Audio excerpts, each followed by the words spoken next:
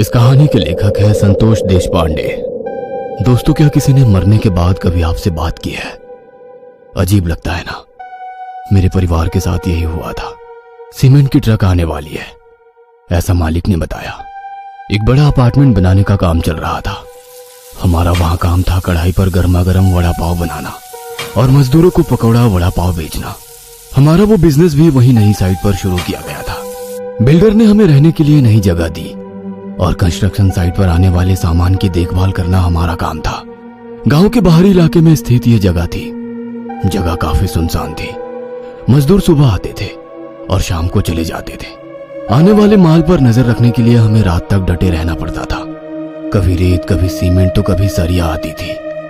हमारे परिवार में 6 लोग थे। मैं यानी विशाल, मेरे पिता नामदेव, माँ सक्कू, मेरी पत्नी रानी, मेरी छोटी बहन तन्नू और छोटा भाई राजा उस जगह पर रह रहे थे। हमें वहां आकर 2-3 दिन हुए थे। वह पूर्णिमा की रात थी। निर्माण स्थल से 50-100 मीटर की दूरी पर हम शौच करने जाते थे। रात का समय था, करीब 10:30 बज रहे थे। रेत की ट्रक 11 से 11:30 के बीच आने वाली थी। मैं और राजा दोनों ने बाल्टी ली और निकल पड़े। हम दोनों झाड़ियों के बीच से अपना रास्ता बनाते जा रहे थे। झाड़ी के दूसरी तरफ पत्थर से बनी कब्रें दिखाई दे रही थी। लगभग 10 से 15 कब्रें होंगी। दादा, ये शमशान है क्या? क्या इसका निर्माण पुराने ढंग है? दादा, क्या हम शमशान में रह रहे हैं? नहीं राजा, हम शमशान में नहीं रहते। शमशान दूर है, देखो यहाँ से 100 फीट की दूरी पर है। हम धीरे धीरे आगे बढ़ रहे थे कि तभी हमें एहसास हुआ कि कोई बातें कर रहा था। हमने वहां देखा पर कोई दिखाई नहीं दिया। तभी राजा ने मुझसे कहा, दादा, क्या हम थोड़ा और आगे जाकर देखें? उसी समय झाड़ियों में हलचल दिखाई दी। राजा और मैं दोनों उस हलचल की ओर बढ़ने लगे। बड़े ध्यान से सुनने के बाद आवाज सुनाई देने लगी। 2 लोग बातें कर रहे थे। विजू के घर गया था, बाहर से देखा, बहू घर अच्छे से संभालती है। मैंने आपसे कहा था ना। वासंती सही मायने में एक अच्छी लड़की है जो हमारे बाद घर की देखभाल करती है। प्रभा अभी भी नहीं बदली, वो अभी भी बुरी चीजों की लत में है। मालती एक ऐसी लड़की है जो अपने गांव का और परिवार का सम्मान बढ़ाती है। मैं जानती थी, इसलिए मैंने खेत उसके नाम पर कर दिया। 2 लोग बात कर रहे थे। वे पति पत्नी थे। पत्नी अपने पति को बहू के बारे में बता रही थी और उसका नाम गांवकर था। हमने अनुमान लगाया पर हमें अभी भी कोई दिखाई नहीं दे रहा था, लेकिन उनकी बातचीत साफ साफ सुनाई दे रही थी। कुछ दूर चलने के बाद हम दोनों एक चट्टान पर बैठ गए। बातचीत बहुत रोचक हो रही थी। राजा ने कहा, शमशान जैसी जगह में बूढ़े पति पत्नी इतनी देर रात में इस घने अंधेरे में क्यों आए हैं? उसी समय मेरे मन में एक विचार आया। हम उन लोगों को देख नहीं सकते लेकिन उन्हें सुन सकते हैं। क्या ये असली लोग हैं या फिर कुछ और शक्ति है? वहीं दूसरी ओर झाड़ी में 2 व्यक्ति एक डंडे पर बैठे दिखाई दे रहे थे। राजा और मैंने दोनों ने पीछे मुड़कर देखा और वो गायब हो गए। हम दोनों उस जगह पर पहुंचे। वहां आसपास 2 कब्रें थी। मैंने टॉर्च की रोशनी में देखा, उस कब्र पर कुछ कुरेदा हुआ था। नाना साहेब राजवी गांवकर, जन्म 1940, मृत्यु 7/5/1995।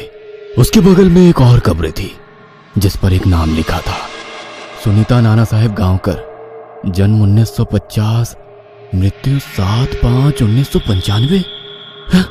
तारीख देखी और हम दोनों हैरान रह गए क्योंकि बात करने वाले दोनों पति पत्नी का नाम गांवकर था। यह हमने सुना था। मुझे लगा कि मैंने ये नाम कुछ समय पहले सुना है। राजा बोला, यानी यहाँ जो बात कर रहे थे वे दोनों भूत थे? दोनों की मौत एक ही दिन हुई थी। यह उस पर लिखा तारीख से पता चला था। दादा, हमें चुपचाप यहाँ से चले जाना चाहिए। ये एक शमशान है। हमें अभी यहाँ से निकल जाना चाहिए। और हम दोनों वहां से वापस अपने घर की ओर चल दिए। काफी देर तक चलने के बाद हमें लगा कि दूरी बीत रही थी, लेकिन एक निश्चित दूरी के बाद कब्रें दिखाई दे रही थी। मैंने पीछे मुड़कर देखा, लेकिन अब नजारा डरावना था। एक बूढ़ी औरत और एक बूढ़ा दोनों कब्र पर बैठे दिखाई देने लगे। मैंने राजा से कहा, जल्दी करो, पीछे 2 लोग हैं, हम शायद छलावा में फंस गए हैं।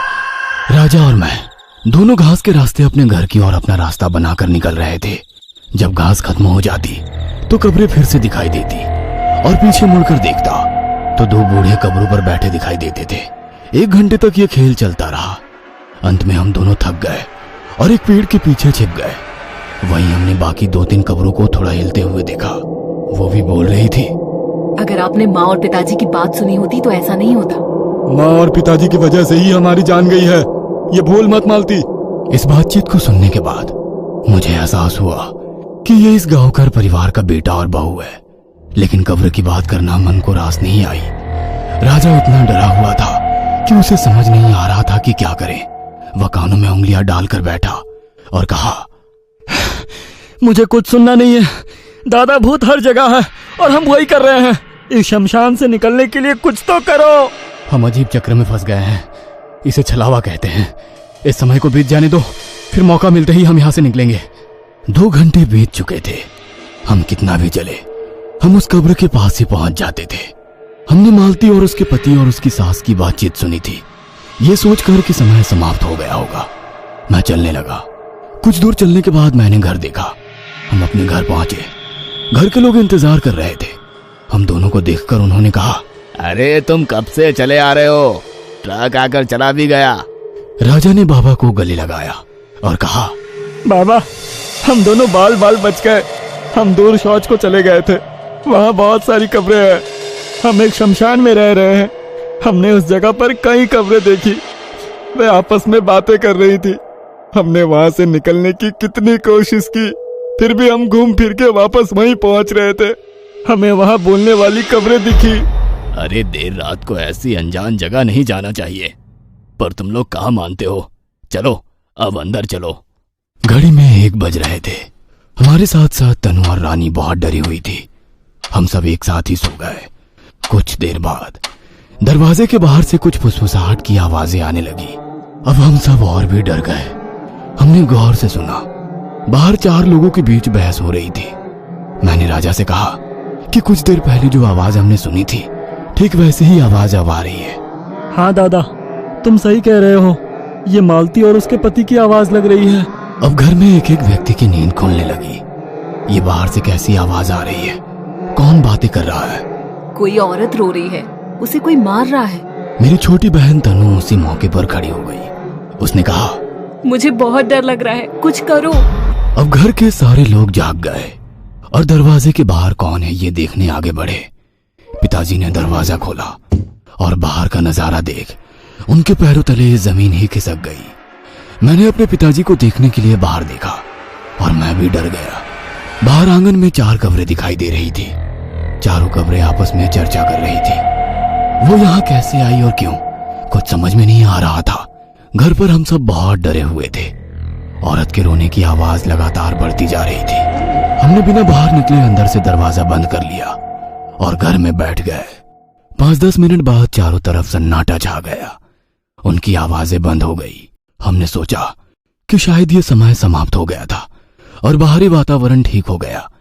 मेरे पिताजी ने कहा, बेटा, एक समय होता है जिसमें ऐसे अजीब अजीब चीजें हम देखते हैं, सुनते हैं, महसूस करते हैं। फिर राजा ने कहा, पिताजी, हम शमशान में रह रहे हैं। मुझे लगता है कि ये पूरी जमीन उस गांवकर परिवार की है। दादा, उस वीरान जगह जहां हम शौच कर रहे थे, वहां चारों लोग जमीन और मकान की बात कर रहे थे। हाँ, आप सही कह रहे हैं। हमने यहाँ रहकर बहुत बड़ी गलती की है। हमें यहाँ से जाना होगा। मुझे लगता है कि बिल्डर द्वारा दी गई ये जगह एक शमशान होगी और ये बिल्डिंग इस परिवार की जमीन पर बनी है, इसीलिए वे यहाँ आए होंगे। आधे घंटे के बाद हमने बाहर देखा और जो दृश्य हमने देखा वो बहुत ही भयानक था। नाना साहिब गांवकर नाम के एक बूढ़े ने कहा, तुम बाहर आओ। वही उनकी पत्नी ने भी कहा कि सब बाहर आओ, हमें हमारे घर जाने में कितनी देर हो रही है। लेकिन अब मुझे इसका सही मतलब समझ नहीं आ रहा था। मेरी माँ, पिता, बहन और भाई राजा, वे चारों एक के बाद एक उस घर से बाहर निकले। हम सामने 4 कब्रें देख सकते थे जिन पर वे भयानक आत्माएं बैठी थी और हमें बाहर आने के लिए कह रही थी। मुझे समझ नहीं आया कि ऐसा क्या हो रहा है। उस समय उस बूढ़े का हाथ मेरे पिता की ओर आया। वह कब्र पर बैठा था और मेरे पिता की गर्दन को पकड़ रहा था और इससे पहले कि मैं कुछ जानता, उसने उन्हें खींच लिया और कब्र के पत्थर पर उनका सिर पटक कर उन्हें मार दिया। उसी तरह मेरी माँ को भी उस बुढ़िया ने घसीट कर कब्र के पत्थर पर सिर पटक कर मार दिया। मेरे भाई राजा और मेरी बहन तन्नू दोनों को भी वे मालती और उसके पति ने इसी तरह मार डाला। हम दोनों पति पत्नी बाहर नहीं गए, मैं वहीं खड़ा था। मेरे घर वालों के शरीर में प्रवेश करके वे आत्माएं घर से दूर चलने लगी। शायद वो अपने घर की ओर जा रहे थे। उनके बाद वो कब्र भी आंगन से गायब हो गई। मेरे परिवार के चारों सदस्य उस भयानक हादसे में मारे गए थे और मैं कुछ नहीं कर सका। मैं और रानी दोनों रोने लगे। हम सिर्फ इसलिए बच गए क्योंकि हम बाहर नहीं गए थे। उन्होंने हमारे परिवार को इस तरह से क्यों मारा? हमने उनका क्या बिगाड़ा था? हम दोनों पति पत्नी रोते बिलखते घर में बैठे थे। दिन निकलने के बाद हमने बाहर जाकर देखा तो ना तो कब्रें थी और ना हमारे घर के लोग। मुझे समझ नहीं आ रहा था कि अब हम क्या करें। मैं अपने घर के लोगों को रात में अपनी आंखों के सामने मरा हुआ देखा था। अगर वो घटना सच थी तो उनके शव कहाँ थे? गांवकर परिवार ने उनकी लाशों पर कब्जा किया था तो वे कहाँ गए? हम दोनों पति पत्नी सदमे में बैठे थे। इस जगह को छोड़ने का फैसला करते हुए हम अपने गांव की ओर चल पड़े। जाते समय मन में विचार आया, क्या हमें अपने माता पिता की तलाश नहीं करनी चाहिए? हम दोनों पति पत्नी अपने माता पिता के पास आए थे क्योंकि शहर में कोई काम नहीं था। माँ बाप छोटे भाई बहनों के साथ एक साथ रहने आए थे। अब उनके बिना कैसे जिए हम? उसी समय वहां पर बिल्डर की गाड़ी आ गई। मैंने बिल्डर को रात में घटी सारी घटना के बारे में बताया। उसने मेरी तरफ देखा और कहा, अरे ऐसा कुछ नहीं होता, सब तुम्हारा भ्रम है, तुम थाने में शिकायत दर्ज कर लो। मैं रो रो कर उसे सारी कहानी बताने लगा पर उसे मेरी किसी भी बात पर विश्वास नहीं था। उसी समय कंस्ट्रक्शन करने वाला मिस्त्री आया। उसका नाम परसू था। उसने कहा, हर पूर्णिमा की रात में यहाँ कुछ ना कुछ होता है। विशाल, मैं आपको एक बूढ़ी औरत के पास ले चलता हूँ, वो आपको इसके बारे में सब बताएगी। मैं मेरी पत्नी और मिस्त्री के साथ बुढ़िया के पास जाने के लिए निकल पड़ा। बड़े से नीम के पेड़ के नीचे एक कुटिया थी। उस कुटिया के बाहर एक बूढ़ी औरत नजर आई। परसू और मैं दोनों जाकर बुढ़िया को प्रणाम किए। बुढ़िया ने मेरे चेहरे की ओर देखा और कहा, तुम बच गए बेटा, तुम्हारा समय नहीं आया था अभी। तुम्हारे माँ बाप के कर्मों की सजा पूरे परिवार को भुगतनी पड़ी। मुझे समझ में नहीं आया कि बुढ़िया ऐसा क्यों बोल रही थी। मैंने बुढ़िया से पूछा कि वास्तव में तुम्हारा मतलब क्या है? बुढ़िया कहने लगी, तुम्हारा बाप नामदेव और तुम्हारी माँ सखूबाई वो एक साहूकार के यहाँ काम करते थे। साहूकार के घर में बार बार वाद विवाद होते रहते थे। तुम्हारे माँ बाप उनके झगड़े सुनते रहते थे। घर में 2 बहुएं थी और 2 बूढ़े पति पत्नी, ऐसे कुछ 6 लोग रहते थे। एक लड़का और उसकी पत्नी खेत बेचकर शहर जाके इस पुराने घर को तोड़कर बड़ी बिल्डिंग बांधकर इसे भाड़े पर देने का सोच रहे थे, पर दूसरा लड़का और उसकी पत्नी यहीं रहना चाहते थे। एक दिन तुम्हारे माँ बाप ने पैसे के लालच में आकर उनके खाने में जहर मिलाया और पूरे परिवार को मौत की नींद सुला दिया और पूरे परिवार ने आत्महत्या की ऐसी झूठी खबर पूरे गांव में फैला दी। तुम्हारे बाप ने साहूकार नाना साहेब गांवकर का सारा पैसा, गहने, सोना, चांदी सब अपने घर में छुपाया। तुम्हारे भाई बहन को सब पता था, उन्होंने भी उसका पैसे का उपभोग किया। पुलिस और गांव वालों के नजर में ना आए इसलिए तुम्हारे घर वाले गरीब जैसे रहते थे, मजदूरी करते थे। तुम शहर में रहते थे इसलिए तुम्हें यहाँ की कोई भी बात नहीं पता थी। शादी के बाद तुम यहाँ अपनी पत्नी के साथ आए। जिन प्रेत आत्माओं ने तुम्हारे घर वालों को मारा उन्हें तुम कौन हो ये सब नहीं पता था, इसलिए तुम बच गए।